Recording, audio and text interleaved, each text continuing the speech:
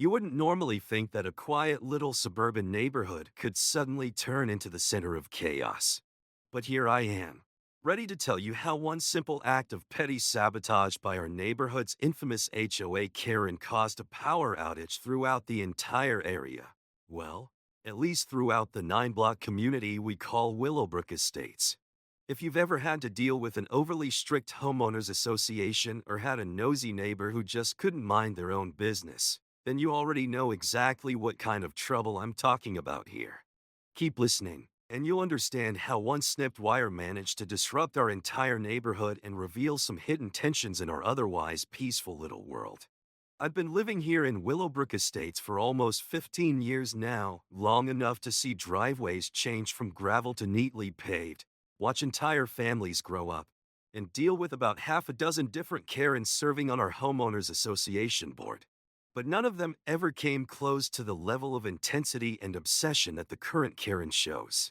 And yes, Karen is her actual name. She managed to take the whole idea of HOA enforcement to an entirely new level. Most of my neighbors think Karen is just bored. Others say she probably gets a twisted sense of enjoyment out of policing porch decorations, mailbox colors, or even how many times you're allowed to open your garage door before it's considered too noisy. Just for context, my name is Linda, and I've been retired now for a few years. My kids have families of their own. My husband passed away about 10 years ago, and my idea of a Saturday night usually involves pouring myself a glass of Cabernet and watching a classic movie on TCM. Basically, I keep to myself, mind my own business, and enjoy my quiet life. At least I did until Karen decided to accuse me of violating neighborhood standards. The violation was so ridiculous I almost laughed right in her face. Apparently, I put up some unauthorized utility lines on my property. In reality, all I'd done was replace my aging electrical cables, the heavy, outdated lines that bring electricity from the transformer behind my house to my home. Since I was paying out of my own pocket to make sure everything stayed safe and up to code, I never even thought I'd have to run this by the HOA for approval on how it looked. It honestly never occurred to me that I'd need a color scheme or an architectural review to make sure the black wires matched the black telephone pole. But Karen insisted I was ruining the neighborhood's consistent appearance. Linda, she said in that condescending tone of hers, these lines are an eyesore and they're lowering property values.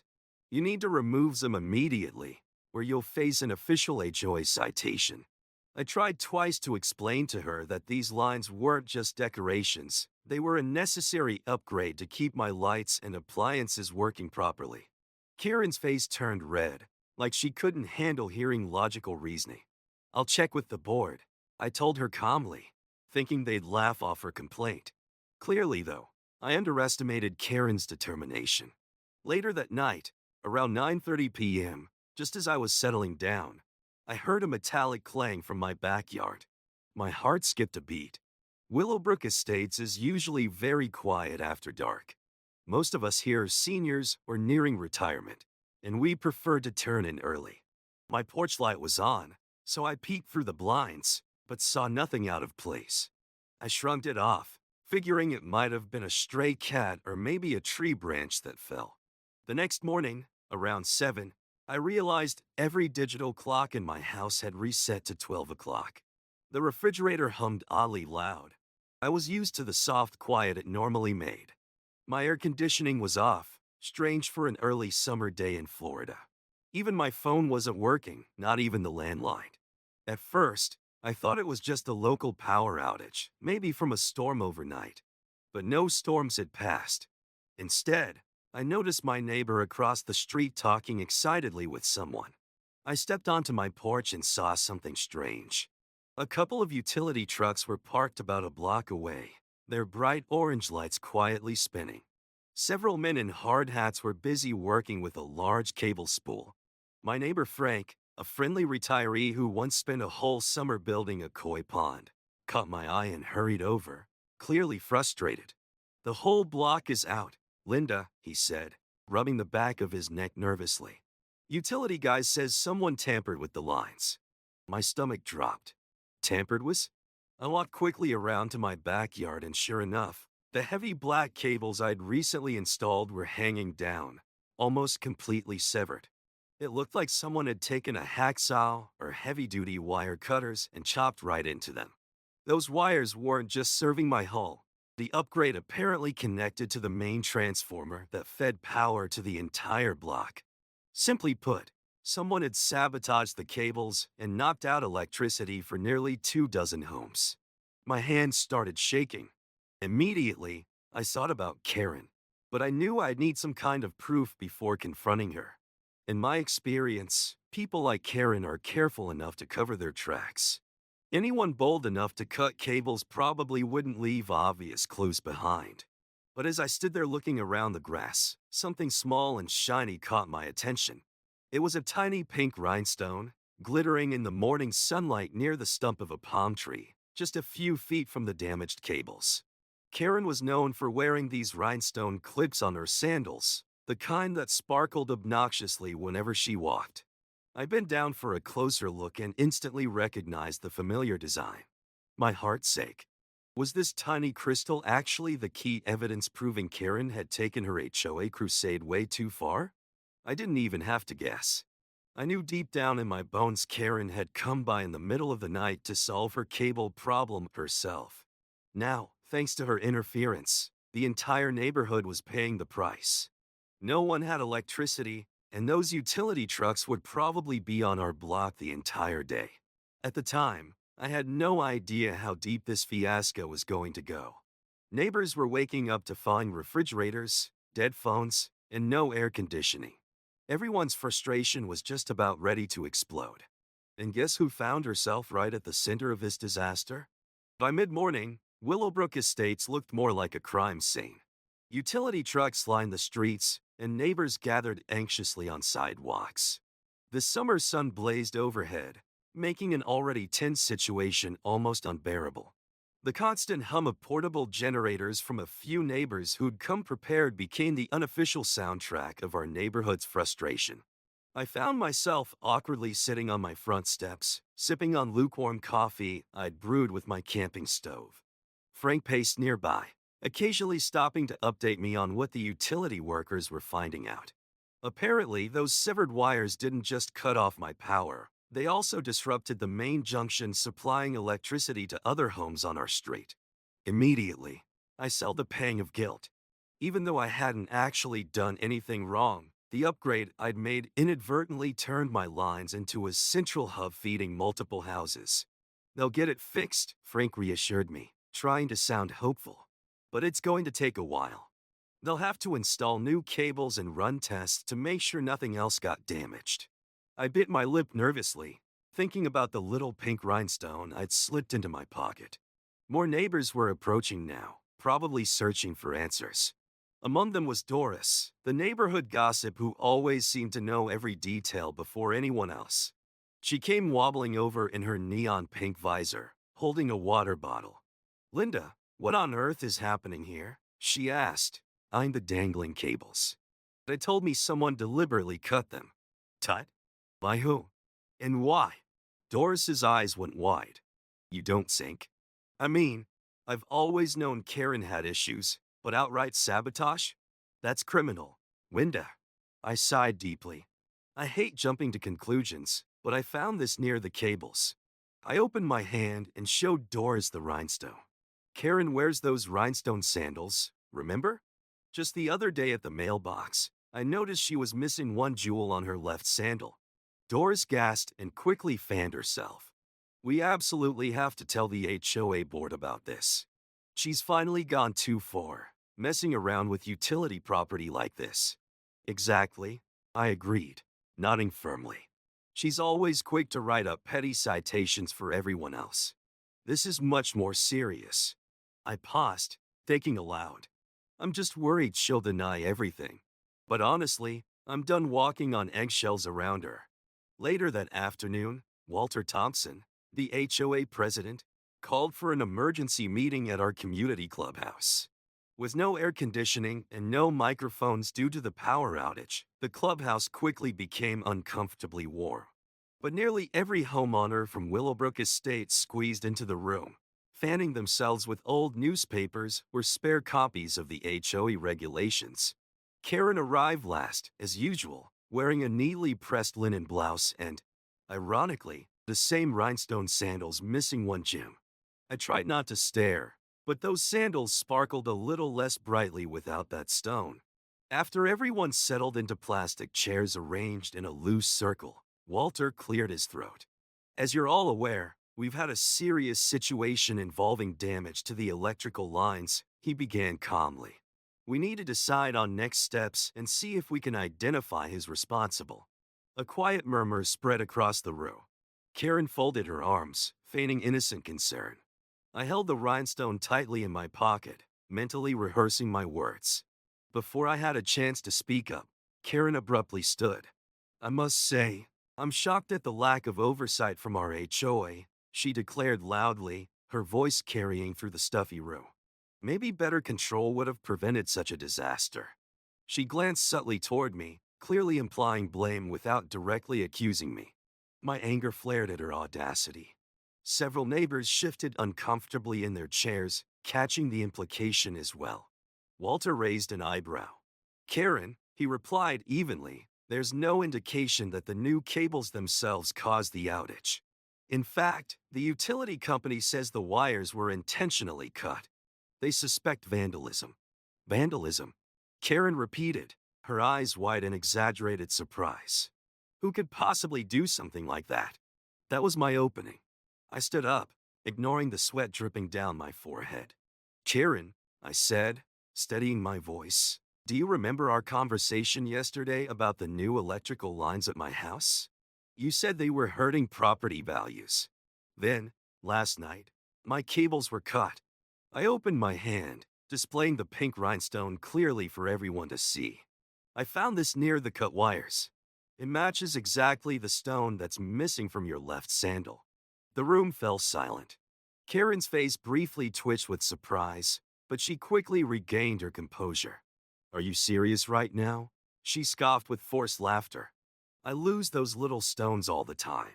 Do you really think I'm the only person in Willowbrook Estates with a pink rhinestone on their shoe? This is ridiculous. Neighbors began whispering quietly. Doris cleared her throat loudly, getting everyone's attention. Karen, she said, I did notice your sandal missing that exact rhinestone. And last week I saw you walking around behind Linda's house, taking photos for your violation reports. Karen's cheeks flushed bright red. Doris, I was documenting legitimate violations, as any responsible board member should. Walter raised his hand, signaling for calm. Let's not turn this into an argument, he cautioned. The board would need solid proof before formally accusing anyone of a serious crime. However, this is certainly suspicious. Frank, who'd been leaning quietly against the wall, finally spoke up. Karen, he said evenly, the utility workers confirmed someone deliberately used heavy-duty cutters on those wires. That's not something a random person would do. It was targeted. Karen's eyes darted anxiously around the room. Fine. Then call the police. Let them dust for fingerprints or whatever they do. You won't find mine on any wires. Neighbors exchanged uneasy glances. I realized we were stuck.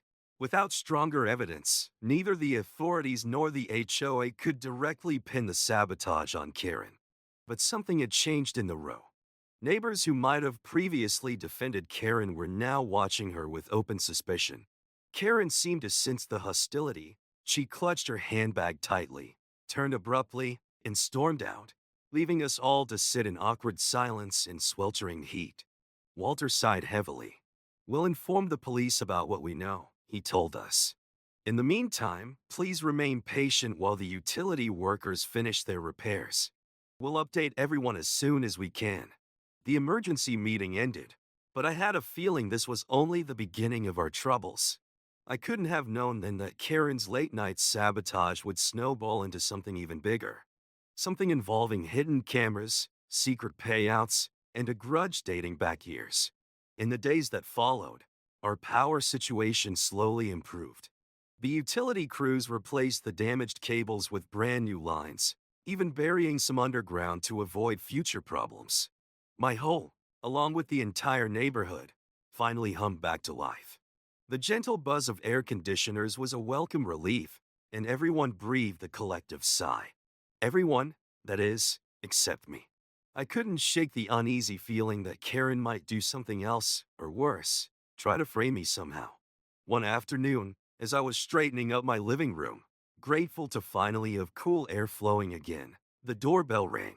Peering through the peephole, I saw two uniformed police officers standing on my porch. My stomach dropped. Ever since that scare years back when my neighbor Helen had a break-in, seeing uniformed officers around here usually meant something serious had happened. "Mrs. Reynolds," the older officer politely asked. "We understand you're the homeowner who first noticed the damaged cables. May we come inside and ask a few questions?"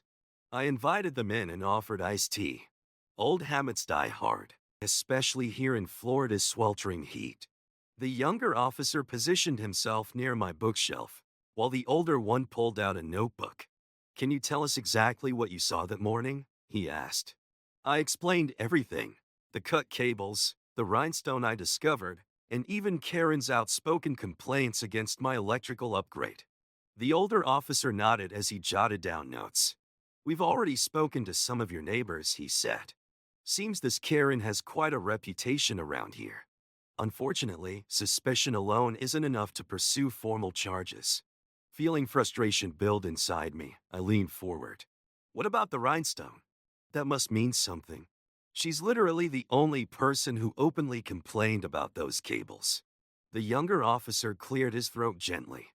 "It's still circumstantial evidence. Karen claims the rhinestone could have fallen off anywhere. Without witnesses or camera footage showing her cutting the wires, it's a difficult case." My heart sank. I understood his point, but it still felt like justice was slipping away. The officers thanked me for my time and urged me to report anything else suspicious. That was it. The door clicked shut behind them, leaving me feeling powerless. Later that night, as the sun set behind the neatly trimmed hedges of Willowbrook Estates, my phone rang. It was Doris. "Minda, can you come over right now?" Her voice quivered with excitement. "You're really going to want to see this."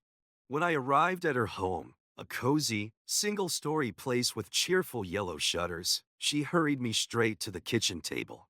It was covered with printed screenshots from a security camera. I squinted at the grainy images. They clearly showed someone lurking near my property line, hunched over something. In one image, the person's foot angled perfectly toward the camera, clearly revealing a glittery sandal. Another frame seemed to catch a flash of metal, probably some sort of tool. "Where did you get these?" I whispered, astonished. Doris smiled slyly and tapped the corner of a picture. "I put up a little security camera by my back fence after raccoons kept tipping my trash cans. Luckily, it just happens to capture part of your backyard." I finally got around to checking the footage from the night this happened. The images weren't crystal clear, night vision tends to blur details, but the hairstyle of the figure looked suspiciously like Karen's short, frosted cut. And that sparkle from the sandal was unmistakable. "Doris, this is incredible," I said, my pulse quickening. "Have you shown these to the police yet?" She bit her lip nervously. "I left a message earlier but haven't heard back yet. Honestly, I thought you should see it first." I felt a rush of release, mixed with a healthy dose of anger. This might be exactly the proof we'd been waiting for. I carefully gathered up the screenshots. "I'll call the police first thing tomorrow morning. This time, they can't just brush us off." The next day, armed with Doris's camera footage, I headed straight to the police station. The desk officer recognized me immediately and quickly summoned the two officers who'd visited my house earlier. Their eyes widened when they saw the printed images. "This is certainly more convincing than just one rhinestone," the younger officer admitted. "We'll need the original footage, though, to confirm timestamps and authenticity. But this definitely calls for a formal talk with Karen." I felt a surge of triumph, tinged slightly with dread. Confronting Karen directly could make the neighborhood tension even worse. But at this point, I wanted closure for myself and for everyone else in Willowbrook Estates. Enough was enough. Later that afternoon, while watering my plants, which had gotten entirely too much attention without a working dehumidifier, I heard commotion coming from next door. Peeking carefully through the shrubbery, I spotted a police cruiser parked in Karen's driveway. Karen was speaking to two officers, her arms waving wildly in agitation. Her husband stood off to the side, looking grim. Even through the hedge, I could practically hear her shrill voice raised in protest. Minutes later, the officers drove off, and Karen stormed into her house, slamming the front door hard. Less than an hour later, my phone rang. It was Karen, her voice shaking with anger. "You had no right involving the police with fake evidence," she snapped immediately. "I'll sue you for defamation unless you drop this nonsense." I gripped the phone, doing my best to remain calm. "Karen, don't threaten me," I replied evenly. "The police have real footage now, not just my word against yours. Besides, if you're innocent, why would this be a problem?" "You regret this," she hissed, then abruptly hung up. My hands trembled slightly as I set down the phone. Maybe it was just empty threats, but something in Karen's tone made me deeply uneasy. This was a woman who had no trouble sneaking onto my property and sabotaging my power lines. What else might she be capable of? Sure enough, the next morning, I found an anonymous letter shoved in my mailbox. It read simply, in blocky letters, "Drop it or else." My pulse raced. This wasn't mere petty vandalism anymore. It was a direct threat. Clutching the unsettling note, I marched straight to Walter Thompson's house, determined to get the HOA involved one last time. Little did I know we were heading into one of the biggest confrontations Willowbrook Estates had ever witnessed. By the time the next homeowners association meeting rolled around, everyone in the neighborhood had heard rumors that Karen was officially a suspect in the vandalism incident. Neighbors who once waved politely to Karen now crossed the street just to avoid her. The tension hung thickly in the air, like static electricity before a thunderstorm. Walter had purposefully scheduled the meeting later in the afternoon so more residents could attend, and maybe so the Florida heat might ease up a bit. It didn't help much. I arrived promptly at 5 o'clock at the community clubhouse, holding the anonymous thread in my hand. More than half of Willowbrook Estates was already there, gathered into tight groups of hushed conversation. Police attendance had been requested, so the two officers investigating our case arrived and stood quietly at the back of the clubhouse.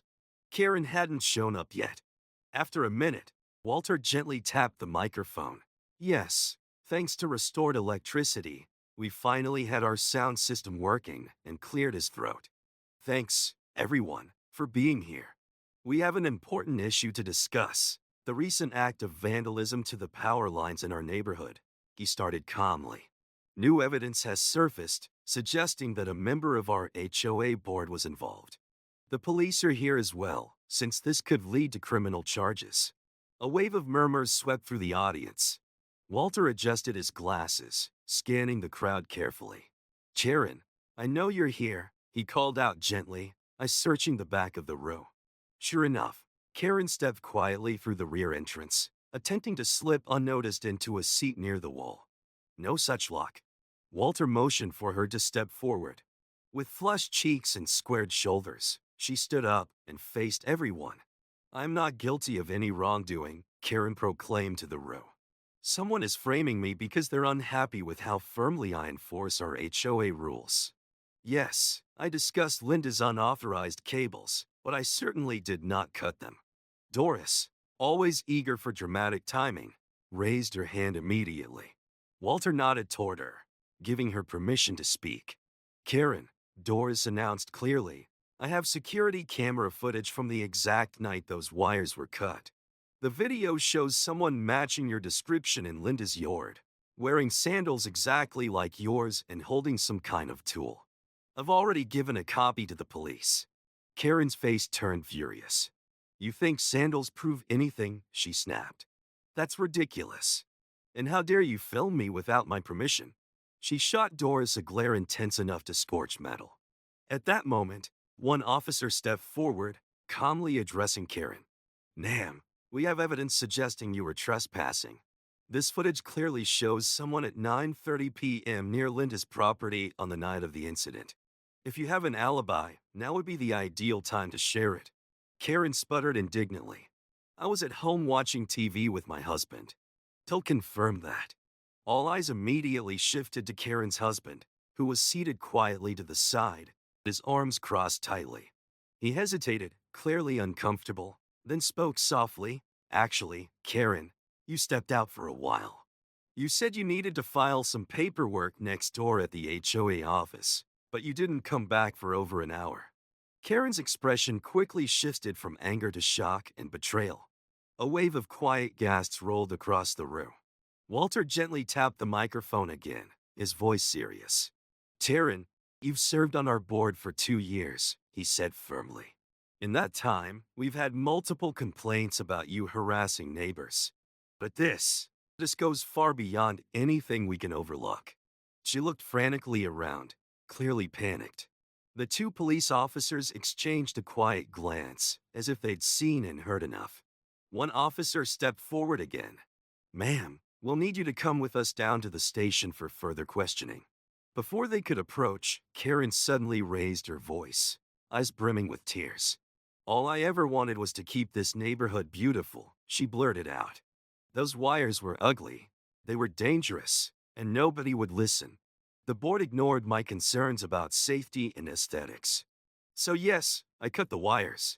I thought it would be an easy fix, a simple wake-up call. I had no idea it would shut down power everywhere. A stunned silence filled the room. No one seemed to know what to say. Karen quickly covered her mouth, as if shocked by her own confession. The officer carefully took her by the arm, reading her rights quietly. Karen didn't resist. Her shoulders slumped in defeat as she allowed herself to be escorted out of the room. Watching from the sidelines, I felt a strange mixture of relief and sadness. Sure, Karen had made life difficult, but seeing her publicly unravel in front of neighbors and friends didn't feel like victory. It just felt pitiful. Walter cleared his throat once more, trying to restore calm. Given these events, we'll schedule an immediate vote to officially remove Karen from our HOA board, he announced, flipping through papers in front of him. Pending the outcome of the police investigation, we'll also discuss appropriate restitution for Linda's damages, and possibly a settlement for anyone else who suffered inconvenience from the outage. A ripple of approval passed through the gathered neighbors. Doris gently patted my shoulder.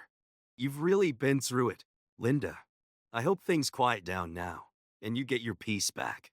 I nodded gratefully, finally exhaling a breath I'd been holding for weeks. As people slowly filed out, several stopped by to shake my hand or offer quiet words of support. Frank smiled warmly, giving me a thumbs up as he passed. Looks like you finally got justice, he said kindly. Outside, the setting sun painted Willowbrook estates in soft shades of amber.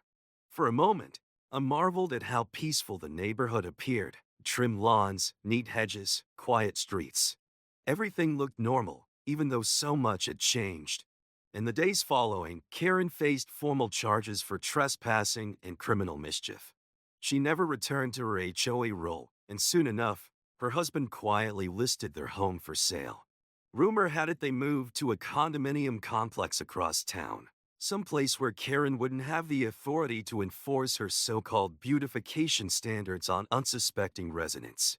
Meanwhile, life moved forward in Willowbrook Estates. The HOA updated several of its rules, particularly regarding urgent repairs and essential safety modifications. Walter promised a more reasonable approach in the future, and everyone seemed relieved to leave this messy scandal behind. As for me, life settled back into a comfortable rhythm. I replaced those cables again, this time with the full approval of the HOA, and I even installed my own security cameras. Surprisingly, the whole ordeal made me feel closer to many neighbors. It brought us together, teaching us how much we depended on each other, not just on electricity.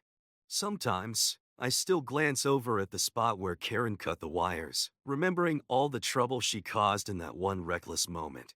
Instead of getting angry, though, I try to see it as a valuable lesson. One misplaced cable, one overly zealous neighbor, and everything can come unraveled in an instant.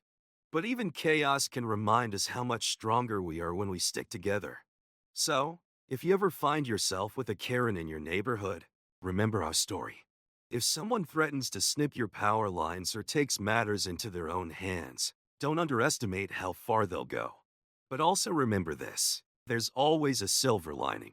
Because when push comes to shove, an entire community can pull together, shine a light on the truth, even during a blackout, and stand united against anyone determined to leave them in the dark.